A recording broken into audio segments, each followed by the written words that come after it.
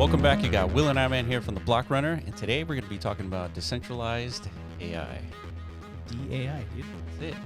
Yeah, we just, be sure to watch our interview with Superfan that's going to be coming out this Saturday. Big Noodle. And Dr. Mien as well. Yeah, it was actually very, what's the right word? Elucidating? Is that? Enlightening? Yeah, it was good. It was a good talk. Yeah. It was a good sesh. It was just to hear from a team that's so deeply entrenched. I mean, we use AI on a daily basis, and yes, we're trying our best to kind of like figure out the killer use case applications for it when it comes to nat.fun and whatever, everything in our lives. But they're actually in there trying to, tinker at the infrastructure layer. Yeah, physical stuff. Yeah, which, once you start to understand like the macro scenario that we're in context of centralized AI, it's starting to look like a really good idea to like position yourself in that world, right? Yeah, so we're going to be talking about Big Noodle here at the end, but let's set the stage. Yeah.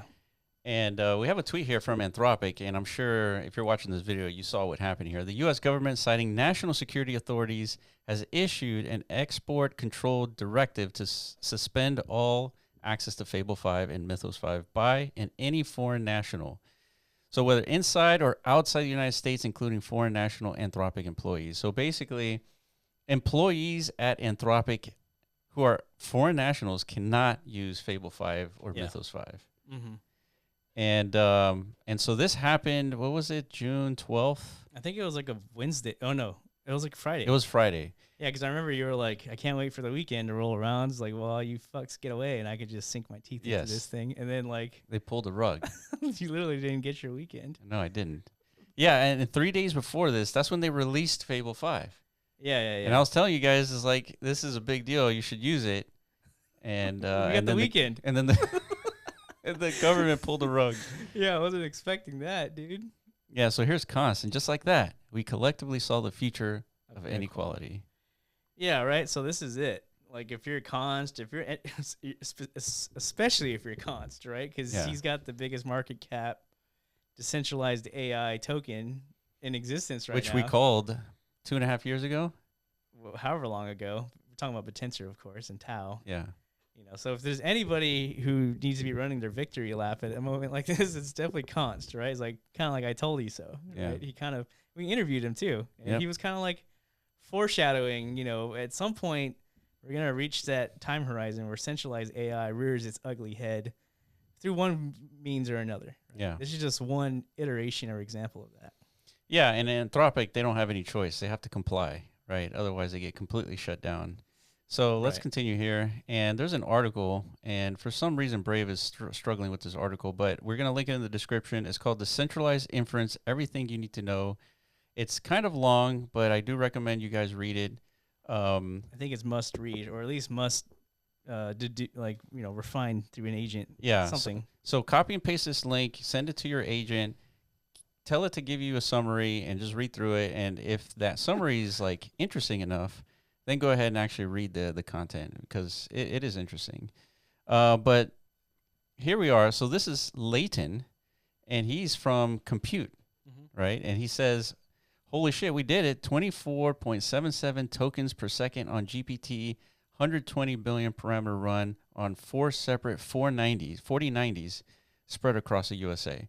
So what they did is they took this GPU, this 4090 GPU, and they took the 120 billion parameter open source model here, and they split it amongst 4 GPUs scattered across the earth. And they still managed to receive 24 tokens per second, which is fast. I mean, you're not going to lose your shoes here, but it's good enough. It's usable. Yeah. Right. So clearly this got some attention, 74 retweets, and yeah, so what's the premise behind all this? It's to decentralize the compute of, I guess, a prompt here, a usage of this model. Yeah, so to the underlying, I guess, thesis here of like why would we want to do this is to avoid situations that, currently is happening, I guess. We have a whole civilization, essentially, that's formed a dependency on and reliance on a few companies. Yeah. Literally. Yeah, like 3 or 4 of them? 2 or 3, yeah. Yeah, but really just one or two. It's OpenAI or Anthropic, right? Yeah. Which are, by the way, about to go public very soon. But in this case, we're already at that inflection point where you can't trust these entities anymore, whether it's because the government's involved or they have full control over what the public has access to, and then what some exclusive party of people have access to. So there's already like too much degree of finagling happening to where I feel like the public is slowly breaching into this territory of distrust, right? Which you talk about these words, they're very eerily similar to Bitcoin words. Mm-hmm. Like whenever you talk about distrust of when it comes to money, you start thinking about banks. Yeah. Start thinking about the Federal Reserve, the government's involvement in all that, and then again choosing exclusive classes of players who get access to financial realms of the traditional finance world. A law of Bitcoin was born, right, as like an antithesis to all that. So this is where crypto is supposed to like rear its non-ugly head and like offer a counterpoint to all this, right? Yeah, and having said all that, there's a caveat to having a decentralized physical infrastructure here, is that it's sort of like crypto again with a trilemma. But in the case of AI, you can only do two of the following. It's cryptographic integrity, low latency, or low cost. Mm-hmm. And so when it comes, what does cryptographic integrity mean? It means that, let's say you use this decentralized network and I want to, solve this problem. So I give out the prompt, and the response is returned, and I got an answer. But how did I know that they actually used what I asked them to use, which is Opus 4.8? How do I know that? Well, you can't know that. Yeah. So there's ways where you can know that, but you can't do all three at the same time. So if you keep cryptographic integrity and you give up low latency, then you keep low cost. So if you do two of the three, you're giving up one of these every single time. And so what we're interpreting here is we're going to see probably an era of multiple AI crypto startups that optimize two out of the three here and create this speculative mania potentially. Yeah, possibly. Just because again, conditions are perfectly ripe for this type of like market activity, right? It's like, okay, we've got a blueprint now set forth by some people here of like, let's iterate on how do we actually distribute the inference process. And then, let's add a layer of token incentives on top of that potentially so that we can like grow and fester this thing into like a beast, a behemoth, if you will. Yeah. And then let's just add in these open source models, which are quickly, getting closer and closer to what it is these centralized AI, like massive data centers can conjure up, right? So you're starting to get like the ingredients of, I don't know, something of potential massive significance here, right? And obviously we're in a crypto bear market. This is the type of stuff you want to be looking for, right? Absolutely. Because if it's true and these are, viable claims, then you're in early days, you're positioned properly, and you're waiting for the world to kind of catch up. Yeah. Just like you did with Bitcoin and Ethereum and all this other stuff, right? Yeah, so let's take a look at this video. Again, the links will be in the description so you can watch it later, but let's take a look here. Okay, so Leighton made this post earlier and some people were confused about why I was so hyped about it. So I wanted to quickly show you and explain what he built and why I think it could be a big deal for decentralized AI and for compute. He gave me access to this demo playground and permission to show it in this video, but this is not live on Compute yet. It's running Shard, a protocol Leighton plans to add to Compute later. And it basically lets multiple GPUs run one AI model together over the internet. The model running here has 120 billion parameters. It is split across 4 RTX 49s in Kansas, in Illinois, and North Carolina. The model itself is too big to fit in just one of them, so each GPU holds a different part of it. They then work together over the internet to actually run the full model. Using multiple GPUs is already hard when they're all inside the same machine, and here they are in completely different states in the United States. Normally, every new token has to pass through all 4 GPUs. That means you keep paying the internet delay again and again and again, which can make everything feel extremely slow. So even though that does work, nobody wants to wait like 5 to 10 minutes for a single AI reply. Shard fixes this by using something called speculative decoding, where a smaller model guesses a few of the tokens first, and then the big model checks all of those guesses at the same time. So instead of waiting in the internet connection for every single one of those tokens, you can check a bunch of them at once. That's what makes it actually fast enough to use. So I'm going to send a prompt like how to bake a cake. And you can see generating here. You can even see how it works, jumping through the each of the GPUs. You can see how many tokens per second, how many tokens it already generated, the AI answering with the recipe for the cake. And this is why it matters for compute. Compute is basically a network where people can provide their GPUs and other people can use that computing power to power their AIs. But one normal GPU can only run models up to a certain size. With shard and compute, they could connect those GPUs from different providers, from different users, and use them together to run much bigger models. So instead of needing one person with extremely expensive and restrictive hardware, they could just bundle those GPUs together and have the GPU power be distributed to different people. So that's why it's so big and why it's such an important thing. It's not about just renting one GPU anymore. It's about connecting a bunch of smaller gaming GPUs to run models that would normally need data center level hardware. But yeah, that's pretty much it. Thank you for watching. If you guys have So pretty simple, right?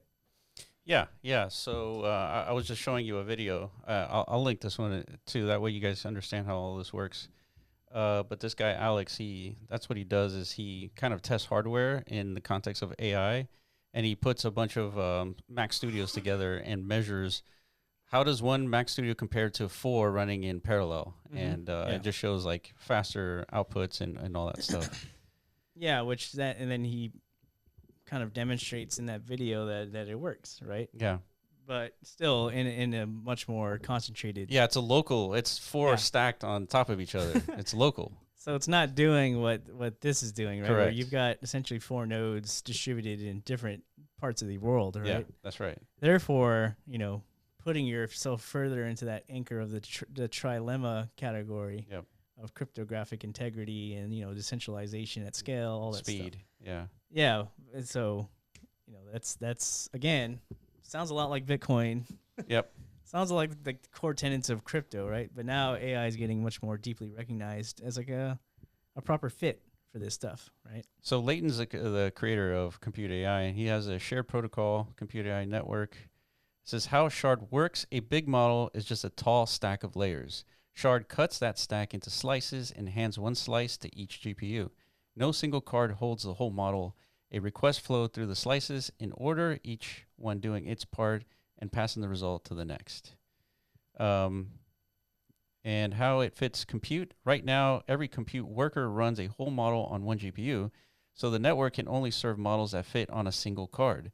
Shard removes that ceiling. Workers combine into one virtual big GPU, and the network can solve frontier-sized models that no single contributor could host alone.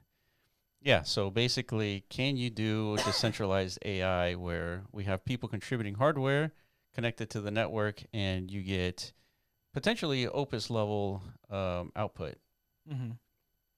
And so here's another one. Here's another like test that they run. They got 30 tokens per second using GLM 5.24, which is a 4 bits, and ran on RTX Pro 6000s. So here we go. And most notable, NVIDIA chimed in here with some praise. Yeah, I think this is what gave compute its escape velocity, not just for token price, but also for awareness. Yeah. Because I don't think they're like the originators of this concept, right? Or more so like the speculative decoding process, which is, I guess, up until now is recognized as one of the major bottlenecks behind this, right? Mm-hmm. Where it's like, yeah, you could distribute this stuff, but the communication pathway or whatever between these nodes, it's too slow. So therefore, you're never going to have anything that anybody's going to ever want to use, right? Yeah. And we've seen that pretty prevalently within crypto's past. Like if you're building a decentralized network of things, if you're truly into the spectrum of decentralization, things become slower, cumbersome, yeah, aka Bitcoin, yeah, aka Ethereum. And we've spent a decade or longer trying to figure out scaling yep, to that problem. And hasn't really Yeah. manifested. Hasn't improved. We're still there. So then the solution is you do something like Solana, right, where you skewed a little bit further outward from that decentralized, corner, Mm-hmm. and you offer something of like hyperscale speed and whatever. So that becomes like the preferred environment. That's why everyone's building there. That's right. Yeah. Right. So. Yeah, so maybe in a lot of use cases, decentralization is not that critical. Like if you're making a game, like that's not Yeah, I like guess a core boils, thing. it boils down to, I guess, demographics, right? Like, so what kind of user would Right. accept that trade-off, right? So Yeah. I'm going to be sitting here a little bit longer, Yeah. but I've got the guarantee at least that, Trump or whoever's involved in pulling the plug ain't going to do that. Yeah. Yeah. You know? Yeah, so here's another article from Compute. It says, from product to network. We won't read through this whole thing, but we'll link it in the description. And let's see. Let me jump to virtuals here. So virtuals compute is coming to the virtuals ecosystem. Decentralized AI is nothing without agents to run on it. The largest concentration of agents lives on virtuals. Together, virtuals protocol and compute are building a new gateway between decentralized compute and the agent economy. So that's huge. Yeah, literally within like a day or two. Yeah. After them, getting everyone's attention through that tweet that, eureka moment, we did it. We've proven viability here. There's something of opportunity. Virtual steps in and is like, we're coming in. Yeah. We're coming in here hot. Yeah. We got, you got decentralized inference. We got users. Yeah. Right? We got agents that need access to that. So, Yeah. So yeah, again. So what's the market cap here for Zero? This compute, 3.9 million market cap. Yeah, and also take notice of where this token came from. Yeah, so it came from, where's the pump fund? Here it is. Let me zoom in. Yeah, just so everyone's clear. Yeah. And understands the origins here. This is a pump.fun coin launch. Yeah, so this has implications that it's probably not serious, right? That is your first assessment of gut reaction. Yeah, your gut reaction, but that's not necessarily the case. Yeah, I don't see why not. I mean, it's a token launch platform that you could launch anything through. Really, just the killer use case of it is meme coins. Obviously, that was like how it started. And meme coins are kind of fizzling out in a sense from like attractiveness. Mm-hmm. We're deep in a bear market. There's just not enough like speculative volume, high risk liquidity in the market anymore for meme coins to like really take off the way they used to. So typically in these types of conditions, it's more like the grounded individual who's seeking something of substance and fundamentals. Sure. Right? So this, I think it still has a shot, right? Even though it's a pump coin. Yeah. So as a pump coin, you start at essentially a zero market cap. Yeah. So it spent a lot of time in the, under $1 million market cap. Yeah. And then it did its thing. It got traction. It proved the use case, got attention, boom. And then it does its subsequent thing that pump coins typically do. Attention fizzles away quickly. It's like, what have you done for me the last 60 seconds? If you haven't tweeted in 60 seconds, I'm selling my bag, dude. I'm out of here. That's the pump trenches like culture, right? So it's dealing with the typical pump and dump situation. So again, you got to build a thesis around this, so whether or not this is like truly a big deal or not. Yeah. Right.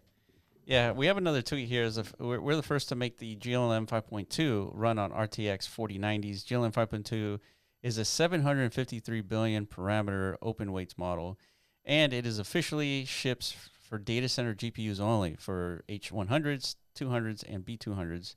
We ported sparse attention kernel stack on consumer hardware, frontier open model off the scarce GPUs and onto the abundant kind. Yeah, so why is this, the next tweet is like why this matters? Yeah, because this is the model that Compute used, to prove its benchmarking to a point that got NVIDIA's attention, I guess, or it got people excited, right? Because, this is a pretty heavy-duty model. Yeah, GLM 5.2 leads 5.1 by a wide margin across various domains, including coding, tool usage, reasoning, and general knowledge. But take a look at this blue bar here, right? And it is comparative to, what is it, Opus 4.8, which is a leading frontier model. That's what everyone's left with nowadays, right? Yeah. Because Fable got yacked. Yep. We're all poor now. It's amazing how crappy something seems all of a sudden. Yeah. You know, it's like amazing thing. We're like, yeah, we know this is like the crappy thing. Yeah. So it's like, Yeah, it's not interesting. It's not. it just really sucks now. But yeah, this is important because it means, you know, models that are as close to as good as what the top centralized providers can put out there. They can be hosted in a decentralized way. Yeah. That's really the novelty here, right? Yeah, so speaking of decentralized way, this is Big Noodle. So Big Noodle is also putting on a decentralized physical infrastructure play here. And they launched on net.fun, which graduated pretty quickly. Mm-hmm. And they're in the same space. And we just had an interview with Superfan and Dr. Mien, and basically confirmed the thesis happening here in the space that decentralized infrastructure for AI specifically is a critical component to, you know, preventing the government from rug pulling your intelligence. Yeah, it's not only that. It's again, also, it's like a collective effort in tandem with, you know, open source model, the competition there. And I think like a lot of it's coming out of China in the East. Yes. They're like Yeah, dominant. those are the best open source models. Yeah. Yeah, so like knowing that they're going to continue to kind of like, you know, pioneer forward, and the knowledge and awareness that now we have, you know, some kindling of a semblance of a beginning starting point to building, you know, just decentralized inference networks. Those two forces combined at the right time, you know, there's a possibility here that, like, you know, DAI, crypto AI, whatever you want to label it as, like achieves like a ChatGPT moment. Yeah. Meaning like it's something will happen in the near future maybe that will like blow away what Anthropic could do. Yeah. And then what does that do? I mean, it's obviously going to attract a lot of attention, probably a lot of market liquidity. And it's more competitive. Therefore, OpenAI has to be probably more competitive on the cost basis. Yeah, and then all of a sudden the cypherpunks return, right? Yeah. That's kind of like what the cypherpunks have left, because Bitcoin kind of has like a, you know, a taint to it now. Yeah. It's like Michael Saylor. Yeah. Whatever. But now there's like a new avenue to kind of like, you know, dig yourself deep into, and another cause, right? Another big bad wolf to kind of like take down. Yeah. Yeah. And it's interesting. It makes crypto interesting again. So, you know, but it's all going to come down to, you know, a lot of factors, right? It's just who's going to have that perfect recipe of an ecosystem, a network effect, all these things, right? Which is tremendously hard to do. Mm-hmm. But it's why you pay attention at times like this, because the ones that show those early signs, I mean, Yeah. we're talking 1000x potential Yeah. for some of these. That's right. Like whatever the potential of Ethereum was, like whenever it was first discoverable in 2014, Yeah. that's what we're looking at here. Like Yeah. one of these could do that, 100%. assuming it attracts a network effect to that scale of like AI development. Yeah. So that means that Tau, Yeah, you know, things Potential. like Big Noodle, you know, Compute, they're in the running for these 1000x plays here. Correct. And there's others out there. We'll make more videos about them. Yeah. I mean, most of them haven't launched a token. Some of them might not. I don't know, but that's the realm to be kind of like focusing Yeah, on here. if you're going to decentralize anything, you're going to need incentivization. The only way to do that is through crypto. Correct. Yeah, so 1000x sounds cool, guys, but who is paying attention to this stuff in a bear market, right? So here, I have a tweet here. It says, huge spike in dormant wallets returning to Solana dexes last week. 20,000 plus wallets back for the first time in over a year. So somebody's taking notice of something. I mean, Solana's been picking up from a lot of degrees, right? There's suddenly a GameFi resurgence happening. Yeah. What else is going on in Solana? I mean, we launched, Yeah. right? So there's like DMTs on chain now on Solana. Obviously, there's a lot of AI happenings, but a lot of is happening on Base as well, which also It's true, yeah. deserves some attention. So we'll be making videos about all that stuff. Yeah, let's call it here, guys. We talked about decentralized physical infrastructure here and Compute and Big Noodle and all that. So if you guys have any questions on what's going on here, please let us know in the comment section below. And if you find anything interesting, also put that in the comment section. I appreciate you for watching, and we'll catch you in the next video. Peace.